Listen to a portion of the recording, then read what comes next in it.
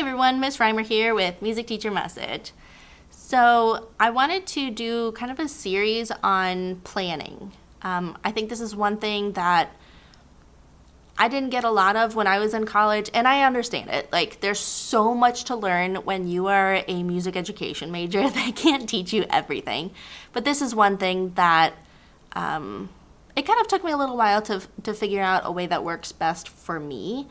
And if I can kind of start nudging a future teacher or a newer teacher along, just so you have something to, somewhere to get started, I think that would be helpful.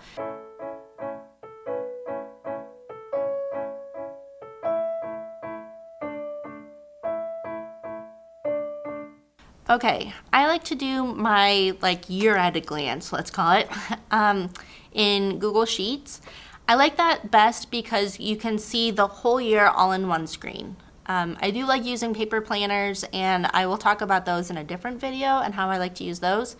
But today I'm just looking at the broad view for the year. So Google Sheets is what I like to use. And once I start a new sheet, I think it's best to find your school calendar and then kind of start filling in things from there. So my first task is kind of going through finding my first day of school and entering that in the dates area. And then I go through and I add the dates for each week. So our first week of school, we start on a Wednesday next year. So it'll be August 16th through 18 is our first week of school. The next week is August 21 through 25th, and so on. And then I put a big black bar across showing where semester 1 and semester 2 is divided, and that's our winter break. And then again going through and just kind of doing the rest of the school year. So it's a very obvious semester 1 is at the top, semester 2 is at the bottom. Then my next step is adding in the next column. I put week numbers in there. And I like to do that because in my slides that I use to teach every week, I put a slide in that's kind of like a title card. And it just shows me where I'm starting each week. So I know currently we're on week 14. And it just keeps me just kind of on track to make sure that I didn't accidentally click on the wrong week.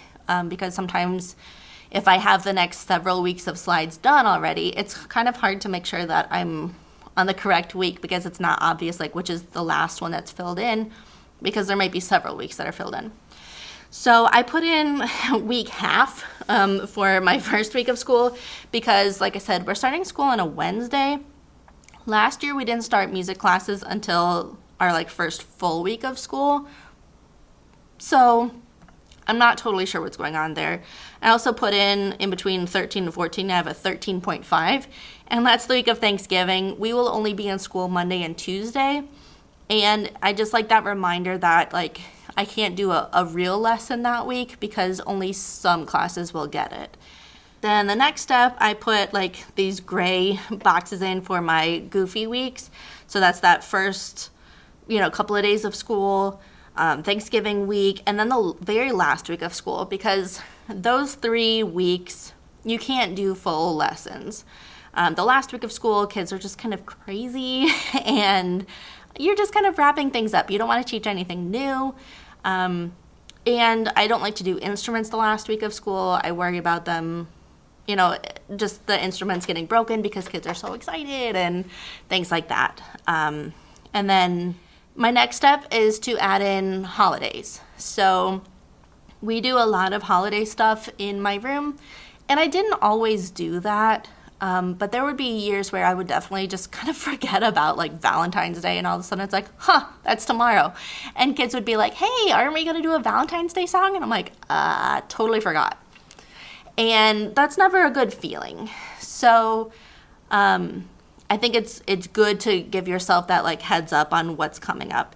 So looking at my weeks here, I've kind of loosely color coded, to correspond with the holiday. So the week of October 16th, that's when we're going to do anything that's kind of pumpkin, not even full Halloween, because I do have a number of families that object to Halloween, and the kids can't be in the room if we're doing Halloween. So if I want to do something pumpkin or fall related, that's the week we'll start it. The next 2 weeks are going to be Day of the Dead. And I do that because the week where it actually lies, like November 1st and 2nd, will be like a Wednesday and a Thursday. But if you come to school on a Friday, then your lesson for Day of the Dead will be after the holiday, which I don't like to do that. So that's why I'm going to start it the previous week so that we will have like some lead up to the holiday. Then we've got Diwali, November 6th through 10th. That'll be that week that we're like celebrating it in music class. And then Thanksgiving, if we're going to do Thanksgiving songs, I'll start it the week before Thanksgiving to make sure everybody gets it. And then we might just like sing those songs again the following week, which is actually the week of Halloween. Thanksgiving, not Halloween, Thanksgiving. Then November 27th through December 1st, we will start our carols. My school does like this big caroling thing where the whole school is invited. Not every teacher has to participate, but I think they all do, where we all get together in the gym or in the cafeteria or something, and I just lead the whole school in carols on like my guitar or ukulele or whatever, and we just sit and sing together, and it's kind of a nice way to end our last day before winter break. That being said, it takes a lot of practice to kind of make sure we're all doing these songs the same way. Some kids know these songs backwards and forwards, and I just need them to get them to do it my way, to make sure, like, you know, you're not singing it too fast or too slow where you're expecting an introduction and I'm just kind of jumping right in, or things like that. But then there are some kids who don't know these songs at all, and so you really have to like take the time to teach all of these songs. You can't just assume that they know them. So we will start that right after Thanksgiving. I've got 2 weeks blocked in for Hanukkah, and then another week of carols. And we'll probably keep working on carols for those 4 weeks, but just kind of emphasizing Hanukkah more those 2 weeks. Then it's break. We've got Groundhog Day, Lunar New Year, Valentine's Day. We're going to do 2 weeks on Irish music for St. Patrick's Day because I just like Irish music. And then cherry blossoms, Easter, and we don't get into, you know, any of these holidays. We don't really get into like the religious side. So for Easter, if we're going to do anything, it'll be like, there's a cute song about a bunny, you know, like it's not Easter. And then if I want to do something Earth Day, when I was in 2nd grade, we did an Earth Day program. That was a lot of fun.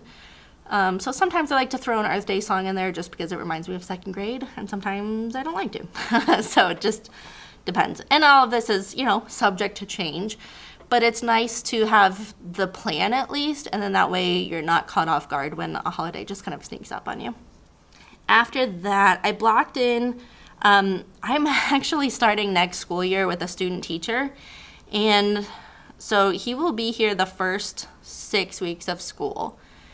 And that's kind of chaos because the first week of school, like we may or may not even have any music classes. And then, so that'll be like week half. And then week 1, I'm supposed to teach. And that's just kind of like getting our new seats and making sure we have the right kids in the room and how do you pronounce your name and how was your summer. And, you know, there's a lot of that stuff that'll be in week 1. And then he will be teaching week 2, 3, 4, 5. And then that's done. Like he leaves. Then we're into like hardcore Veterans Day preparations. So week 6, we need to be starting our school song. Probably everybody sings the Star Spangled Banner. Everybody sings like one song to the veterans, and then 5th grade will do something separate. So I want to make sure I give, you know, like our kindergartners and 1st graders enough time to learn the school song. Then the last step for like this part of the planning process is thinking about performances. So just kind of for example's sake, I blocked off some dates in here. I haven't actually scheduled my concerts for next year. Things are kind of crazy here, and that it seems awfully early to schedule for next year. But just kind of a rough idea of what next year could look like. At the top, I've got kindergarten 1st, 2nd, 3rd, 4th, 5th. And then I blocked in like winter concert, I put in red. Our spring concert, I put in green. There's like brighter green. The 5th grade concert, I put in purple. Veterans Day I put in blue, and then recorder. My fourth graders are required to learn recorder in my district, and so I put that in that kind of darker green. And this is really helpful to me to see, like, okay, how many weeks do we have before we need to start thinking about winter concert stuff? And the first, like, 2 weeks for the winter concert are kind of this other shade of red, because I don't need to start, like, really hammering these songs in their heads just yet. But, like, just kind of playing the songs and getting them used to, like, okay, we're going to be working on a concert. This is what that means. This is how it's going to work, you know. And just kind of talking through a lot of that is very helpful. I also typed in that I want them to bring their Chromebooks, because I put our concert songs on Canvas, and I want to make sure that they know how to get onto my Canvas page and then into our concert stuff so that they can practice at home. Same with, like, the first week for recorder. I would like us to, they have to put their name on their recorder, on their book. We've got a strap. We've got to, like, actually unwrap the recorders. Like, there's a lot of steps to it, and it's a lot. So if all of our supplies are here for that first week of school, we can start it then. Kind of just depends on when our things get delivered. And then same with Veterans Day. I've got 2 weeks that are like, we're kind of thinking about Veterans Day. We'll make sure we clean up Star Spangled Banner, make sure everything is good and memorized. We'll listen to the songs that they're going to be singing. But just kind of easing into it, I think, is best. You know, I think we've all done this, that there are times when we don't maybe start quite when we meant to start, because all of a sudden, like, you just turn the page on the calendar, you're like, oh my gosh, I was supposed to start that next week. We're not ready for that. Like, I ordered music and it hasn't arrived yet, or whatever the case may be. Having it laid out like this tells me, like, this is when I think we should be starting it. I don't have to, you know, but if I want, like, a nice, easy beginning to our concert prep, like, this is probably when we should start it. Same with, like, the spring concert. I mean, we started it in January this year, and it was fine. You know, the kids did a great job at the performance, but I had actually wanted to start it right after Thanksgiving. I was out with COVID for the 5th time and missed it. I was out sick for a while, and then I was here, but I wasn't feeling well enough to actually start their concert stuff. But depending on the show and how intricate the concert is, like, it's good to start it early. Anyway, kind of long-winded.